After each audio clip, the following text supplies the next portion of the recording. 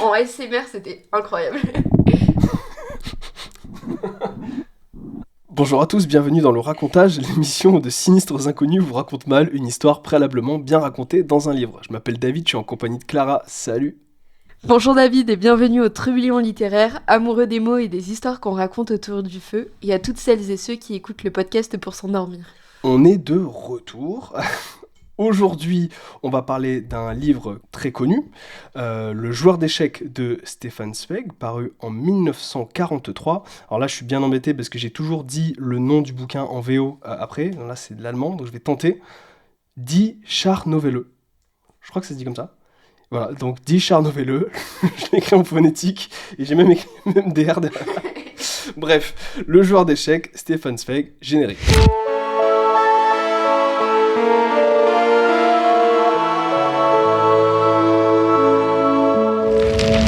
Stefan Zweig est le joueur d'échecs, est-ce que tu peux m'en parler 2 minutes? Alors, il naît à Vienne en 1881 et meurt au Brésil en 1942 et fait partie de l'élite intellectuelle d'Autriche.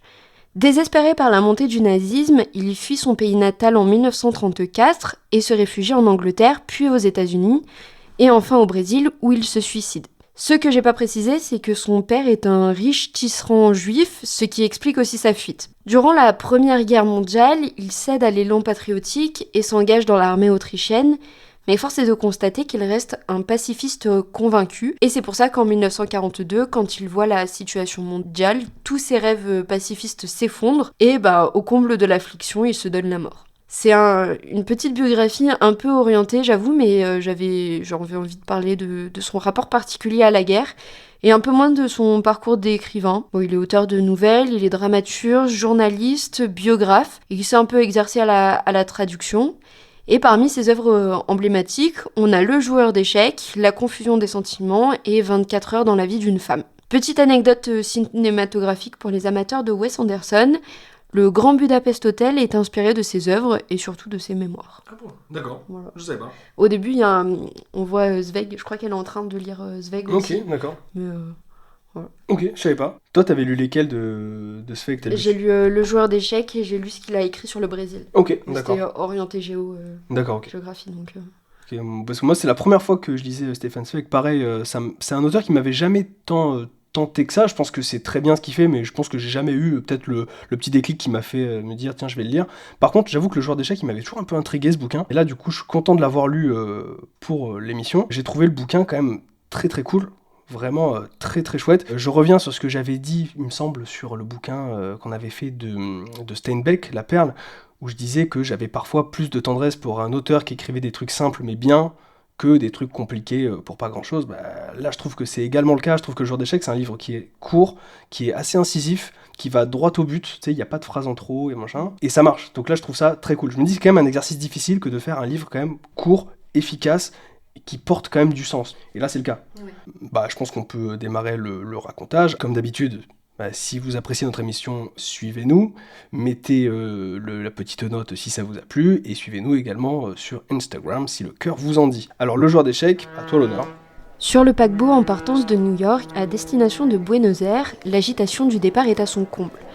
Les gens se pressent et se saluent, un orchestre joue par-dessus le vacarme assourdissant. Un peu à l'écart de cette cohue, notre narrateur et un ami discutent lorsqu'ils sont interrompus par l'arrivée d'un certain Gventovitch, dont le narrateur ignore tout. Son ami s'empresse de le renseigner en lui disant que le nouvel arrivé est le champion du monde des échecs et qu'il se rend en Argentine afin de remporter de nouveaux triomphes. Lorsque Zweig écrit la nouvelle, nous sommes en 1943, et comme Gventovitch est un personnage fictif, on est en droit de se demander s'il ne serait pas l'avatar d'un grand maître contemporain de l'auteur. À plusieurs reprises, Zweig cite Capablanca, Alkin, Bogoljubov, qui sont de grands champions dans ce domaine, et pourtant leur jeu ne correspond absolument pas au jeu de Gventovitch. En 1943, on ne parle pas encore de grand maître international comme on le fait aujourd'hui, puisque le titre est créé en 1950, mais on sent poindre les prémices de cette appellation honorifique, et on le sent déjà dans la nouvelle.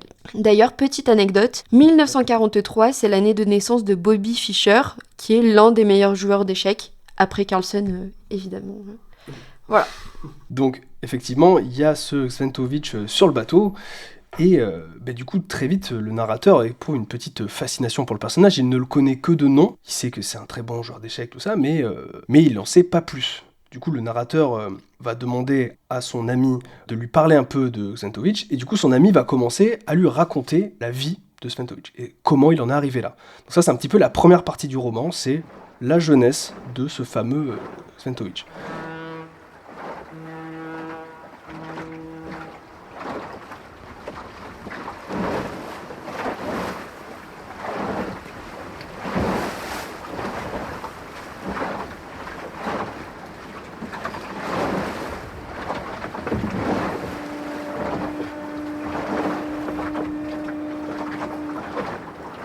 Il y a un an, ce fameux Xantovich est devenu une resta du monde des échecs.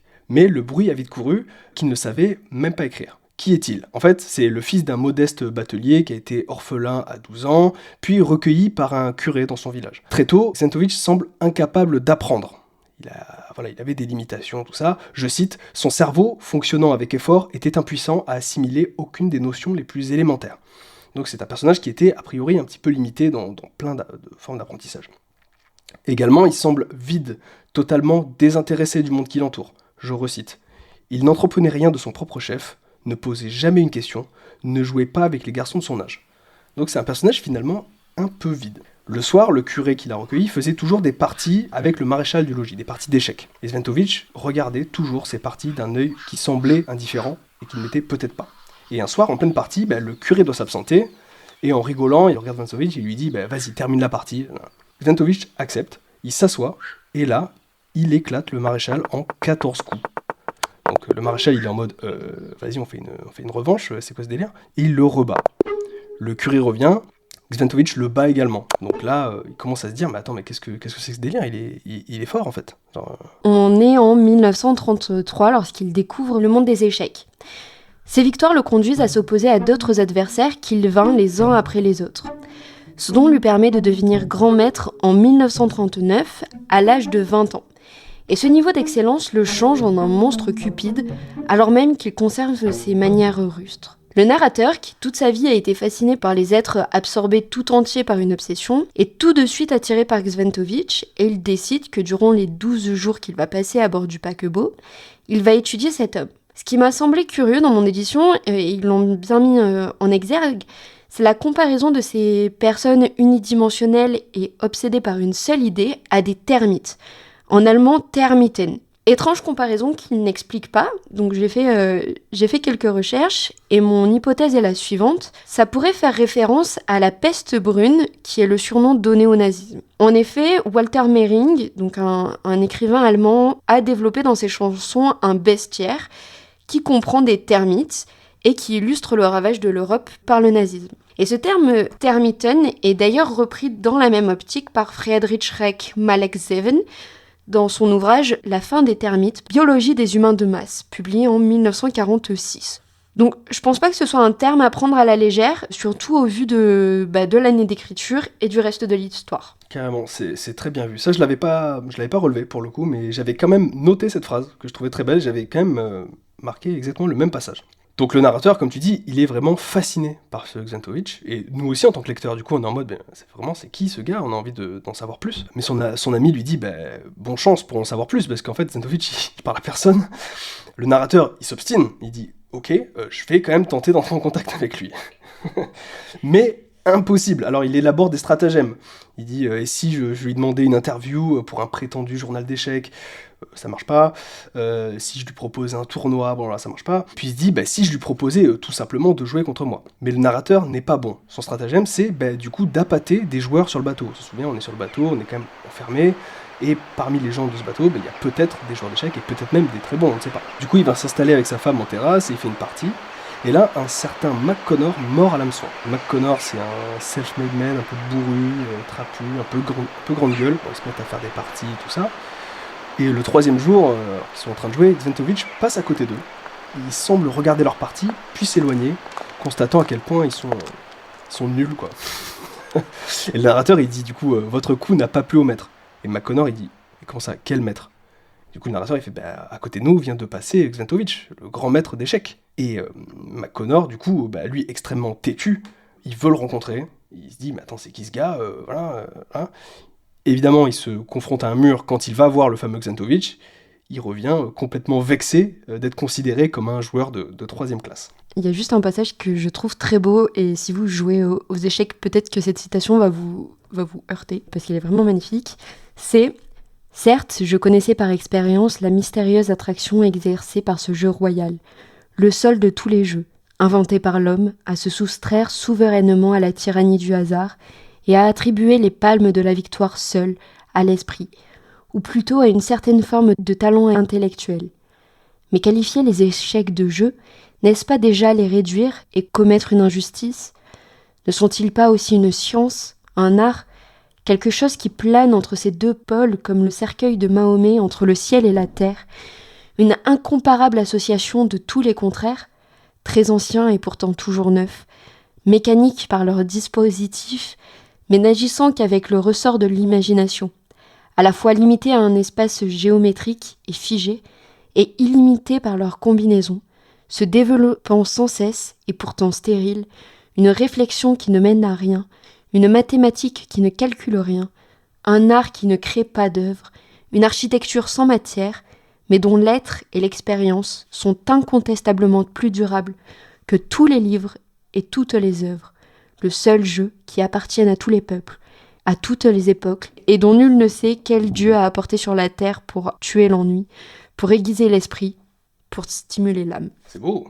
Je trouve que passage, c'est beau, j'avoue. Ce passage est magnifique. Voilà. Si vous n'étiez pas déjà amoureux des échecs, maintenant j'espère que vous l'êtes. C'est exactement ce que je ressens quand je fais des parties sur chess.com et que je me fais éclater par tous mes potes qui voudraient bien. D'ailleurs, sachez que mon pseudo sera mis dans la description de cet audio pour ceux qui veulent m'affronter et sûrement me casser la gueule sur chess.com. Je sais même pas ton pseudo alors que j'y joue. T'y joues ? Mais oui. Mais non. Parce qu'on a parlé de tout sauf du fait de non jouer. Bon en fait je vais pas le faire, on va juste jouer ensemble en fait.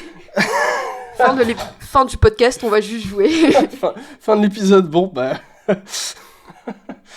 Revenons à l'histoire. Du coup, ce McConnor, vexé, bourru, il va retourner voir Xantovic. Et quand il revient vers le narrateur lui dit « Mais vous lui avez dit quoi ?» Et McConnor lui a dit « Ce Xantovic n'est pas très aimable, mais en gros, il m'a proposé de jouer contre lui en échange de $250 la partie. » Le narrateur, il dit « Mais c'est quoi ce délire ?» Voilà. Et McConnor lui dit « Non, mais j'ai accepté. Donc demain, il y a une partie. » Assez étonnant. On voit que Xantovic, il est quand même animé, il n'est pas du tout animé par une forme de passion pour les échecs. Il est très vénal, là il demande de l'argent contre un nobody qui va sûrement éclater en 10 coups, mais McConnor, il mord à l'hameçon parce que lui il est vraiment têtu, il est vraiment, il a envie de se prouver, c'est un prouveur un peu, et du coup, le lendemain a lieu la partie.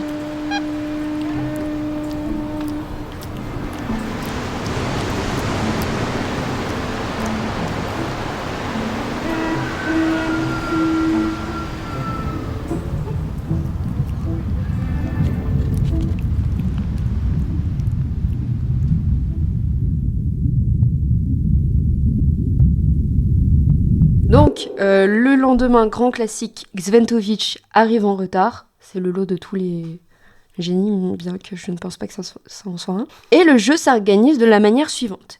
Xantovic jouera seul contre tous. Après chaque coup, il se retirera dans un coin en attendant que ses opposants débattent ensemble du coup suivant. Ils l'appelleront en faisant teinter un verre. La première partie se termine et c'est sans surprise notre maître qui en sort vainqueur, faisant étalage de toute sa supériorité, je cite, « Il n'est pas utile de décrire cette partie, elle se termina comme elle devait se terminer, par notre totale défaite, et dès le 24e coup. » Donc le maître est un homme pétri de dédain, un parfait automate suffisant, portant haut son implacable mépris. Je l'évoquais de manière un peu frontale jusque-là, mais Xantovic, c'est un homme, comme tu disais, vénal, mais en plus d'être vénal, il est vain. Il est superficiel, il est borné, et je cite, « Chaque fois, il jetait sur l'échiquier un regard qui avait l'air superficiel, en nous effleurant aussi négligemment des yeux que si nous n'étions nous aussi que des pièces de bois inertes, et cette attitude impertinente rappelait sans qu'on le veuille la façon dont on jette un morceau à un chien galeux en détournant les yeux. Notre mauvais joueur, McGonnor, n'arrive pas à se résoudre à sa défaite et il demande une revanche. C'est ça, il est en mode revanche. Et juste pour revenir sur ce que tu viens de dire, j'avais noté, quand Sventovic arrive devant tout le monde, la première phrase qu'il dit c'est « Vous savez qui je suis et cela ne m'intéresse pas de savoir qui vous êtes. » Voilà. Ok frère. Vraiment adorable. Hein. Il est adorable. En tout cas, voilà. McGonnor, fort de son orgueil, il gueule revanche. McGonnor, il y a une forme un peu de joueur addict. Hein. Moi, ça m'a rappelé un peu du coup le joueur d'Hosto, tout ça. Donc tout de suite, il a mis un doigt dans l'engrenage et il y va à fond. La deuxième partie commence. Comme d'hab, tout le monde discute entre chaque coup, il y a beaucoup d'effervescence, machin, on fait ça, là. Et Sventovic, à chaque fois, il revient vers la table, une fois qu'on l'appelle, il joue son coup en 3 secondes, et il se rebarre à l'autre bout de la pièce. Et alors à un moment, il se passe un truc de fou. À un moment, l'équipe semble avoir l'avantage. On dirait qu'il y a une ouverture de dingue dans le jeu de Sventovic, et tout le monde se dit, mais attends, mais qu'est-ce qui se passe là, on peut faire un coup de fou, là. Du coup, ils réfléchissent, ils parlent et tout, et puis ils se disent, bon, vas-y, on fait le coup, quoi, on fait l'action. Ils se disent, mais il n'y a pas de piège, là c'est juste une erreur de la part de Sventovic. Et donc McGonnor s'apprête à faire le coup, et là, tout d'un coup, il y a quelqu'un qui lui dit, pour l'amour du ciel, ne faites pas cela. D'accord. Tout le monde se retourne vers un quarantenaire pâle, qui était là depuis le début a priori, mais qui faisait pas trop de bruit. Et il dit, en gros, si vous jouez ça, il va contre-attaquer comme ça. C'est un petit peu les positions qu'avaient 2 champions d'échecs lors d'un grand tournoi en 1922. Là. Bon, il semble s'y connaître, mais tout le monde est un petit peu sur le cul. Ils sont en mode, d'accord, il a l'air de s'y connaître. Bon, on va finalement suivre le conseil. McGonnor le suit à contre-cœur, parce que franchement, ça donnait envie de le jouer ce coup, mais il le fait pas. Et là, Sventovic, il revient, et il joue exactement ce qu'avait anticipé l'inconnu. Donc, tu te dis, d'accord, il avait l'air de vraiment s'y connaître. Et rebelote pour le prochain coup. L'inconnu donne une bonne manière de jouer. Et Sventovic revient jouer, il joue, mais il commence à y avoir un petit doute dans la tête de Sventovic. J'adore ce passage, je cite. « Avant de se détourner, se produisit un fait nouveau, inattendu. Sventovic leva les yeux et il examina nos rangs. Il cherchait manifestement à savoir qui lui opposait tout à coup une si énergique résistance. » Je trouve ça trop cool. Là, il a compris qu'il y avait un autre Apex Predator dans le lot, tu vois, il y avait un autre vrai joueur. Il sait pas qui c'est, et il regarde la foule comme ça en disant « Ok, d'accord, il y a un mec qui commence à jouer. » Je trouve que cette scène, elle est trop bien. C'est trop bien. Franchement, c'est trop cinématographique. Donc, la partie gagne en tension. Et puis là, il y a eu une première victoire, entre guillemets. Sventovic s'assoit. Il faut savoir que depuis le début, il s'asseyait jamais. Il venait, il jouait, il partait. Et là, d'un coup, boum, il tire une chaise, il s'assoit. Donc là, ok, il se met à réfléchir, quoi. La partie continue, puis enfin, Sventovic, il va dire... Partie nulle. Donc là, il y a un pat. Donc. McGonnor, il exulte, il est en folie, tout ça. Et Sventovic, à ce moment-là, propose une 3e partie, mais cette fois, il ne regarde plus McGonnor, il regarde l'inconnu. Il a compris que c'était lui le joueur. McGonnor, du coup, propose à l'inconnu de jouer seul versus Sventovic, mais étrangement stressé, celui-ci quitte la pièce. Et du coup, Sventovic se dit prêt à jouer le lendemain contre cet inconnu. Et du coup, tout le monde est ultra hype. Ils sont tous en mode, il faut retrouver cet inconnu et il faut qu'il y ait ce match demain. Enfin, genre, il faut que cette partie soit jouée. Et du coup, le narrateur part à la recherche du mystérieux inconnu. En partant, l'homme explique qu'il n'a pas touché à un échiquier depuis 25 ans et que son intervention était inappropriée. Et cette pâle excuse, elle met tout le groupe en émoi. Surtout qu'il a une forme de modestie qui marque profondément l'auditoire. Et donc le narrateur décide de partir à sa recherche. Il le retrouve sur le pont du bateau où il est étendu dans une chaise à lire. Après l'avoir observé quelques instants, il s'approche et les 2 hommes se présentent. L'homme pâle s'appelle Monsieur B. Il est issu d'une vieille famille autrichienne. Le narrateur lui apprend à son grand étonnement qu'il vient de jouer contre un champion mondial. Et je pense d'ailleurs que c'est sa surprise qui le fait accepter. Oui, c'est sûrement. Oui, je pense que. Et donc il accepte cette nouvelle rencontre, tout en lui indiquant une chaise à côté de la sienne. Et il lui dit voilà, je vais vous raconter mon histoire, et l'histoire des circonstances très spéciales dans lesquelles il s'est beaucoup intéressé aux échecs.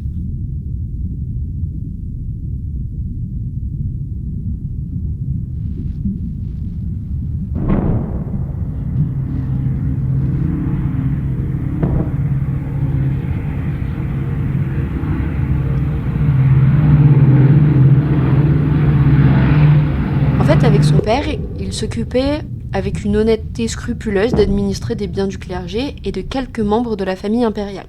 Au moment de l'ascension d'Hitler, ils sentent que ces biens sont menacés et ils se mettent en devoir de mettre les biens de leurs clients à l'abri. Malheureusement pour le cabinet, il est infiltré par un espion national-socialiste.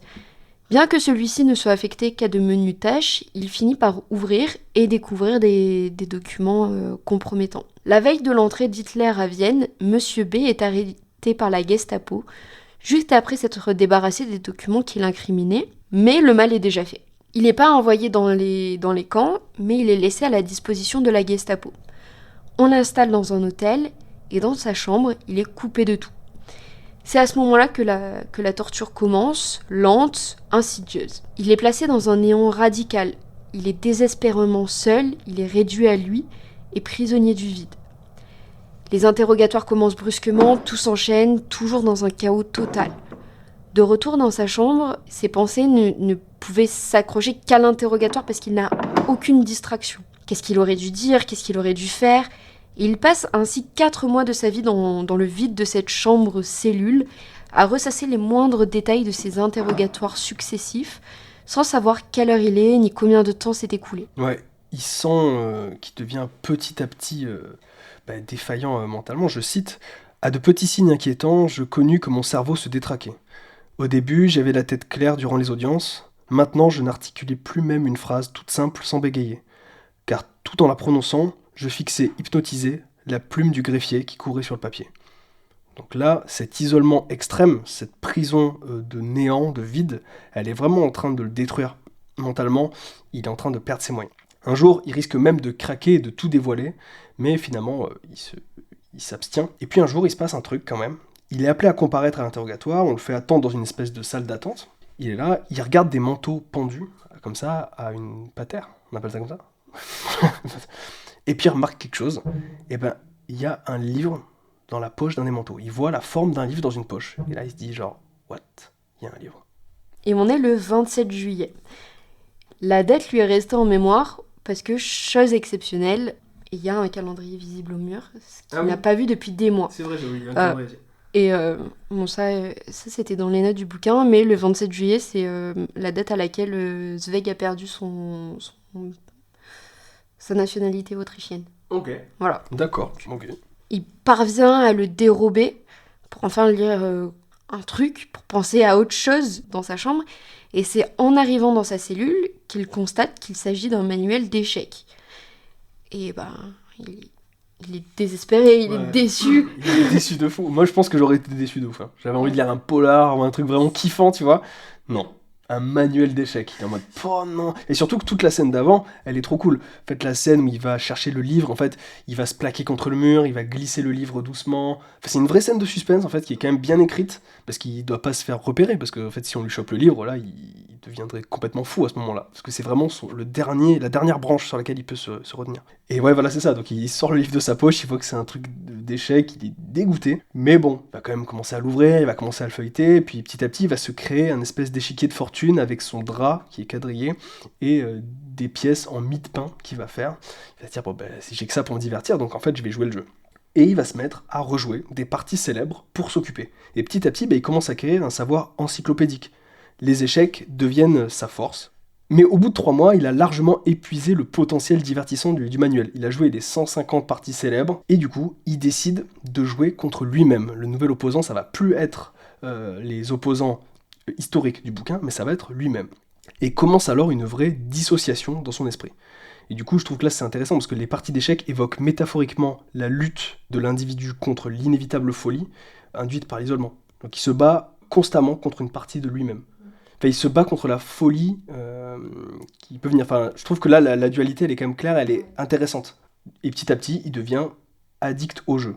Je cite, « Je ne faisais absolument rien d'autre du matin au soir. Je ne pouvais plus rester assis 1 minute, arpentant ma chambre sans arrêt en réfléchissant à mes parties, toujours plus vite, d'un pas toujours plus pressé, de plus en plus excité à mesure que la fin de la partie approchait. » Dans un état de surexcitation intellectuelle permanent, donc il en perd le sommeil, il en perd l'appétit. Le jeu compte, il hurle à la fois sur le mois blanc et puis sur le mois noir. Et un matin, il se réveille dans une autre chambre, plus grande, plus lumineuse. Et une petite voix douce lui dit de se calmer. Il s'agit d'une infirmière. Donc là, il comprend pas. Et donc le médecin lui explique que le gardien a entendu des cris de bagarre dans la cellule. À peine la porte ouverte, il s'est jeté sur lui comme un fou, en l'exhortant à jouer. Et du coup, il a été emmené de force chez le médecin, et il s'était lancé sur une fenêtre, et là, il montre au narrateur l'immense cicatrice qu'il en garde sur la main. Et en écoutant son histoire, le docteur lui promet de s'arranger pour qu'il ne retourne pas dans cette chambre, et il tient parole. Jamais Monsieur B n'a su ce qu'il avait dit au tortionnaire, mais cela fait son effet puisqu'il est libéré. Et depuis sa maladie, il avait oublié le souvenir des échecs, ce qui explique sa forte émotion en voyant la partie dans le fumoir. Tous ses sens étaient aiguisés, il avait jamais joué de partie réelle, et en fait, il pouvait enfin avoir l'occasion de voir si ses connaissances abstraites valaient quelque chose dans une vraie partie d'échecs, tout en ayant l'humilité de ne pas seulement se penser meilleur que Sventovitch. Et donc là, il prévient le narrateur qu'il ne jouera qu'une seule partie, afin de clore son histoire avec les échecs, et qu'il fait ça pour se préserver et pour ne pas retomber dans la démence, dans la fièvre passionnée du jeu, parce qu'il risquerait d'y perdre la raison. Il souligne qu'il jouera qu'une seule partie. Voilà, il dit « Ok, demain, je veux bien faire cette partie contre Sventovitch, mais je préviens, j'en joue une, et c'est ciao. » Du coup, on arrive dans la dernière partie du livre, le duel.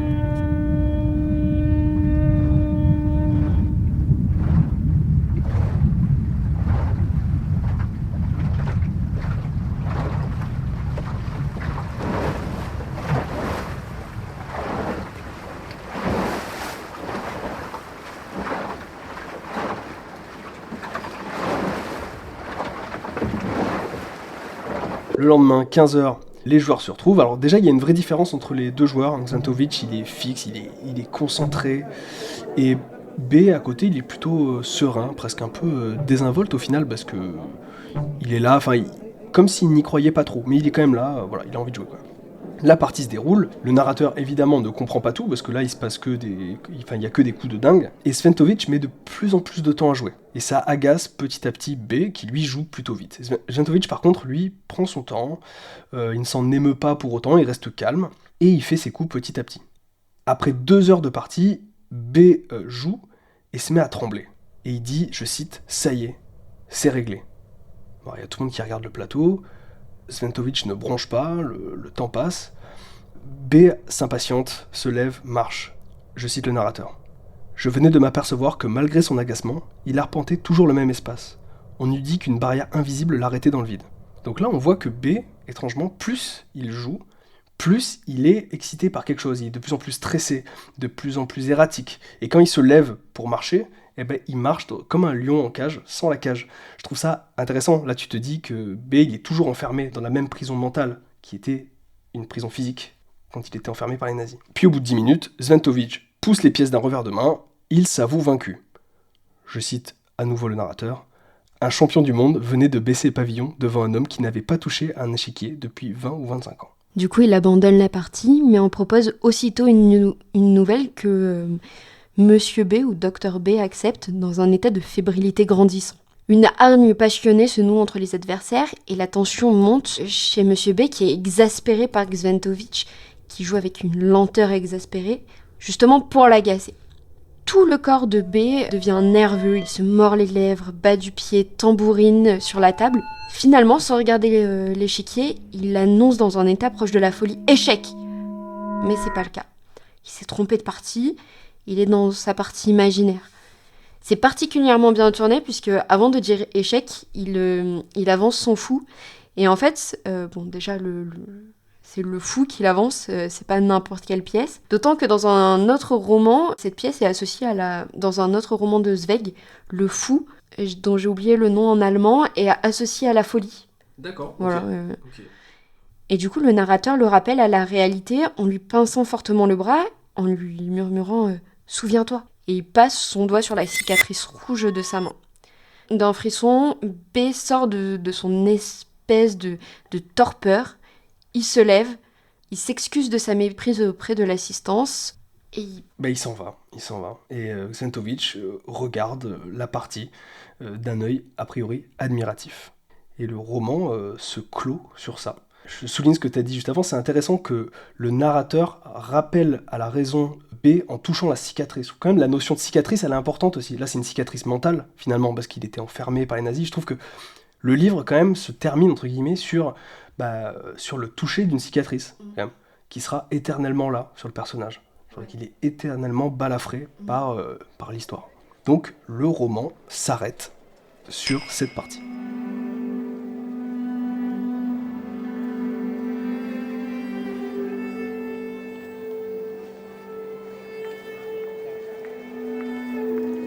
Alors moi je trouvais que cette nouvelle était méga intéressante, déjà parce que c'est une vraie nouvelle sur l'enfermement en fait.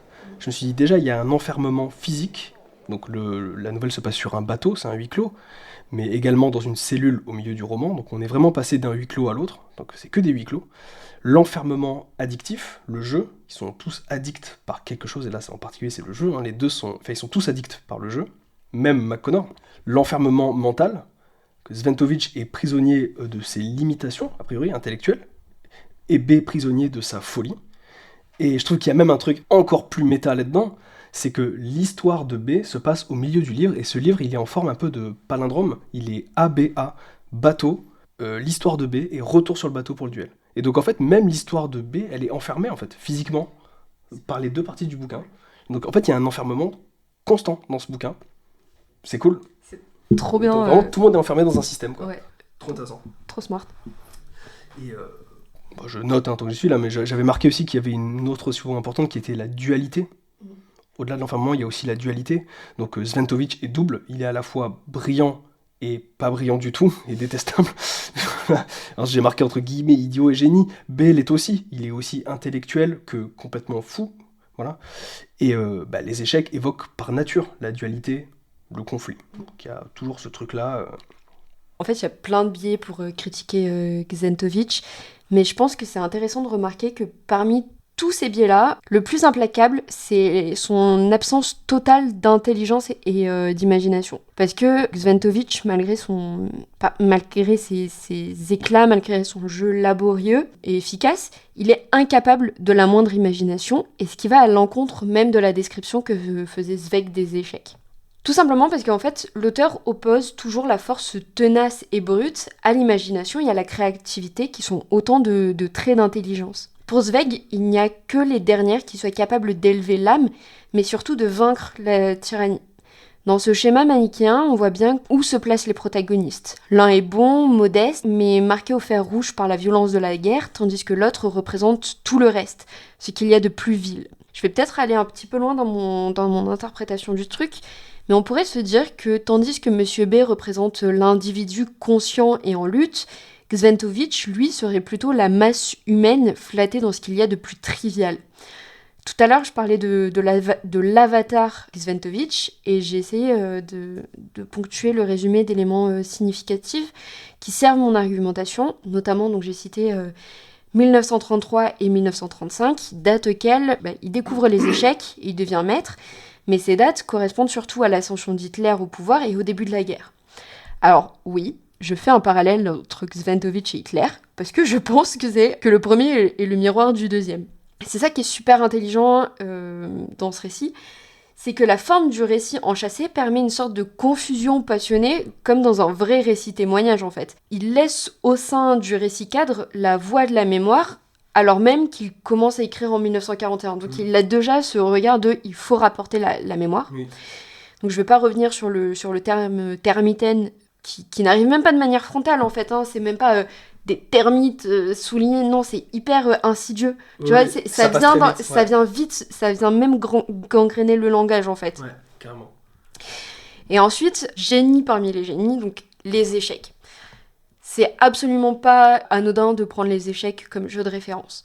Ok, c'est un jeu emblématique, mais c'est surtout une métaphore de la guerre. Quand on joue aux échecs, l'immensité du monde se retrouve dans un microcosme de 64 cases noires et blanches, et au moment de la rédaction, l'ensemble du monde s'embrase dans une guerre terrible. Les personnages eux-mêmes se prennent au jeu du combat avec tout un champ lexical guerrier, et surtout la fin.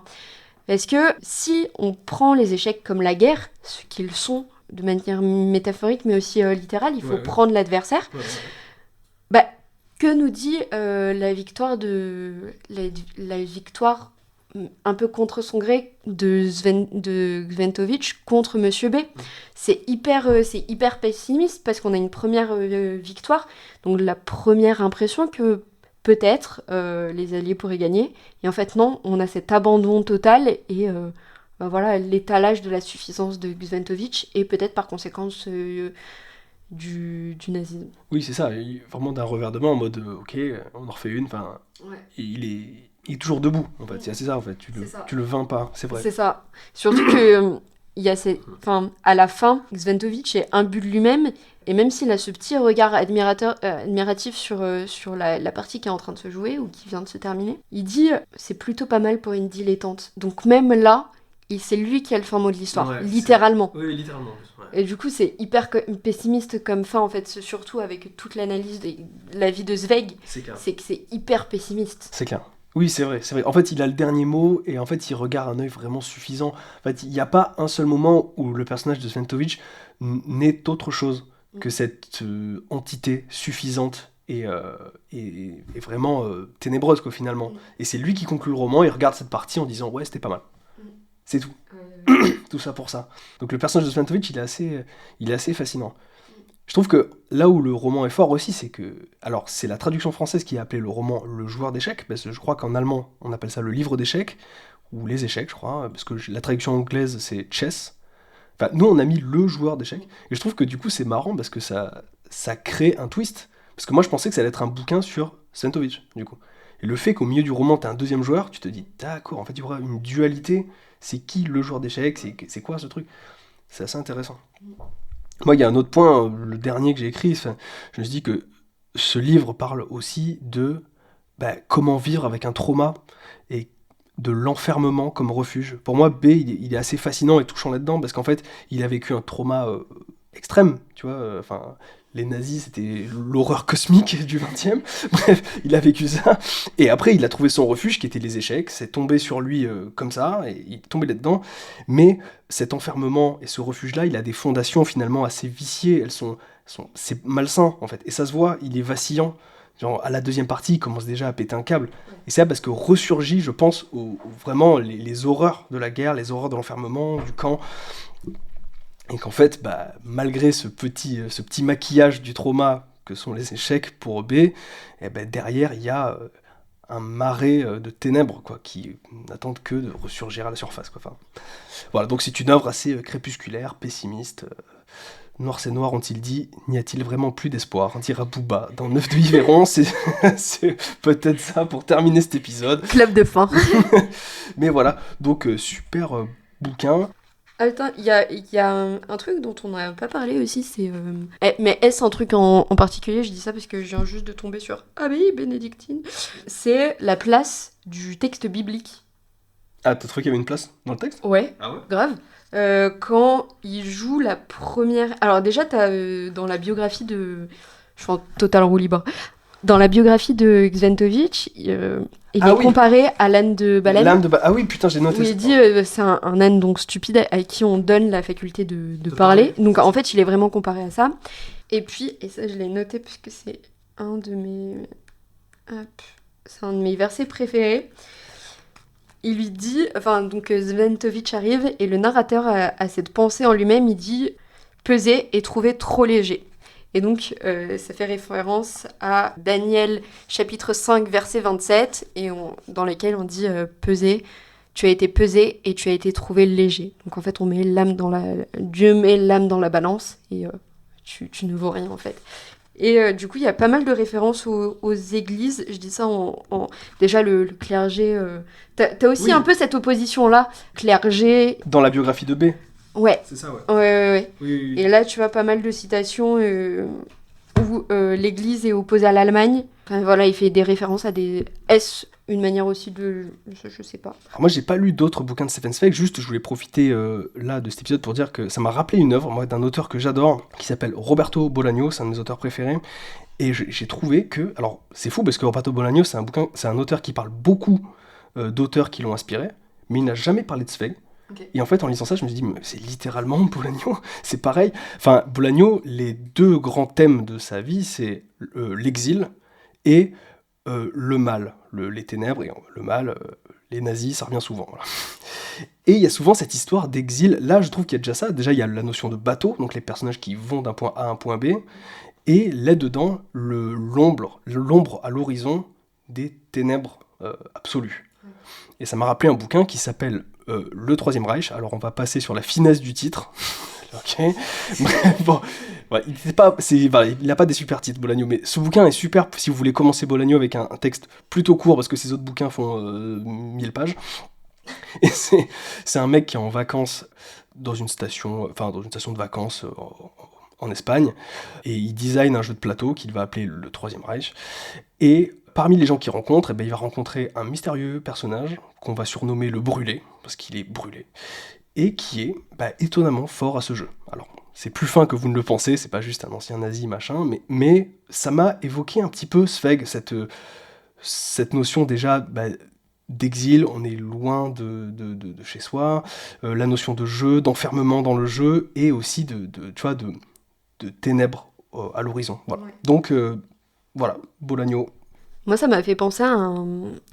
Est-ce une nouvelle ou est-ce un scénario, je sais plus, il me semble de Woody Allen, okay. Où c'est un truc épistolaire de deux mecs qui jouent aux échecs, et en fait il y a une sorte de confusion et ils savent plus où ils en sont, ils sont là, non mais c'est ça, okay. C'est ça, et t'as cette même confusion avec lui, échec, mais non, on joue pas dans cette partie, et t'as vraiment aussi ce jeu un peu guerrier, avec des pièces qui sont autant de soldats de plomb en fait, voilà. D'accord. Est-ce qu'il y a eu influence? Voilà, c'était le mot. Peut-être. Bon, en tout cas, super bouquin. Je suis content d'avoir découvert Stefan Zweig avec ce livre.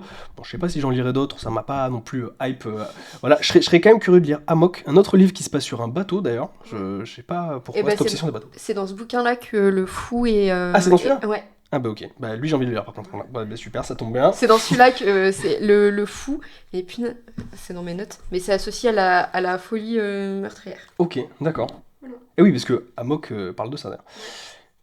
Bon, eh bien, merci à vous de nous avoir écoutés jusque-là, on espère que cet épisode vous a plu. On a déjà décidé du prochain épisode, on va pas le spoiler, mais il sera légendaire. On passe au stade légende. On va préparer ça tranquillement. En attendant, on vous souhaite une bonne fin de journée, si vous écoutiez ça en fin de journée. Une bonne nuit si vous écoutiez ça en vous endormant. Et on se retrouve bientôt pour un prochain racontage. Des bisous. Des bisous.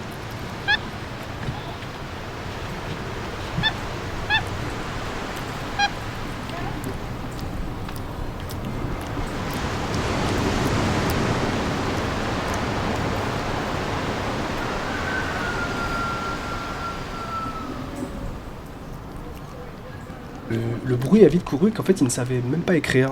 Il était peut-être plus étonnamment limité qu'on ne le pensait. Je recommence tout. Je recommence tout, je suis pas chaud encore. Il y a un an...